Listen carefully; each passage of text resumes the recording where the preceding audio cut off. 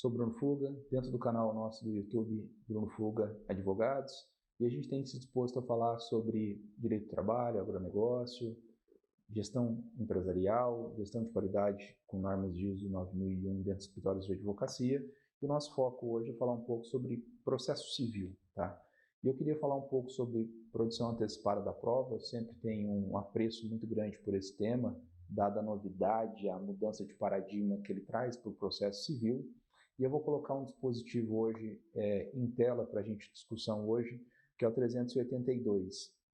Ele vai falar do procedimento do produção antecipada da prova, e um recorte que eu queria trazer hoje aqui é o parágrafo 1º sobre a possibilidade de intervenção ou não de terceiros entre aspas, aí, no procedimento de produção antecipada da prova. O disposto diz assim: o juiz determinará de ofício ao requerimento da parte a citação de interessados na produção da prova ou no fato a ser provado, salvo se não existe caráter contencioso. Aproveito aqui para fazer a divulgação do processo civil de minha autoria, o código anotado, e eu vou trabalhar hoje sobre essa possibilidade de intervenção de terceiros na produção antecipada da prova. Por quê?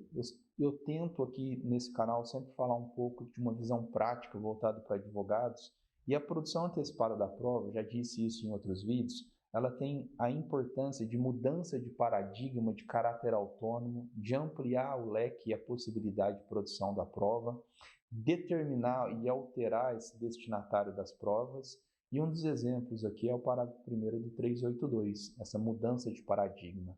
Verifiquem uma palavra interessante, que o código nem trata, e nem deveria, as partes como autor e réu. Olha que interessante, o código traz como interessados. Por quê? Nós podemos ter autor, entre aspas, e réu no polo de uma demanda de produção antecipada da prova, onde A deseja, por exemplo, uma prova pericial, e o B, de maneira provocada, poderia, por exemplo, indicar uma outra pessoa para que fizesse parte dentro do processo. E isso seria, por provocação da parte, o chamamento de um eventual terceiro ou um outro interessado, acho que essa terminologia seria melhor, para compor o processo. Um outro ponto interessante é que o próprio juiz de ofício, para princípio da economia processual e melhor aproveitamento da prova, indicar outras pessoas que possam ter interesse na produção da prova, justamente para aumentar o contraditório. Um exemplo seria, por exemplo, um acidente de trânsito, onde tem uma seguradora, ou um acidente de trânsito onde tem mais pessoas e veículos envolvidos. O juiz, vendo que A entrou com uma ação contra B, mas ele vê que inevitavelmente C participou do evento danoso de acidente de trânsito, o B poderia chamar esse outro interessado para o processo, ou, de maneira aí bem com uma mudança de paradigma, o juiz de ofício poderia intimar, citar C para compor o processo. Qual que é a dinâmica envolvida nessa positivação do código? É justamente o maior aproveitamento da prova, porque aquele que não participar dessa produção da prova vai ter o seu contraditório afetado. Então, e aí essa prova teria que ser replicada dentro de eventual outro processo se tivesse futuro. Então, esse é o que eu queria trazer para vocês hoje, essa possibilidade de mais interessados dentro da produção antecipada da prova, quanto mais interessados participarem dessa produção de prova, melhor, para que, se ela for utilizada como prova emprestada dentro de um processo declaratório, tenha um maior aproveitamento pelo amplo e efetivo contraditório exercido pelas partes.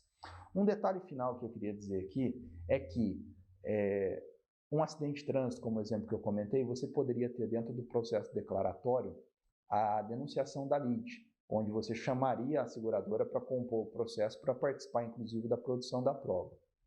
Dentro da produção antecipada da prova, você poderia pedir a citação do interessado para compor o processo também à seguradora, sobre o pretexto de denunciação da lide? Sim, penso que sim, mas não seria propriamente a denunciação da lide, porque a gente não teria uma lide secundária dessa relação contratual entre as partes.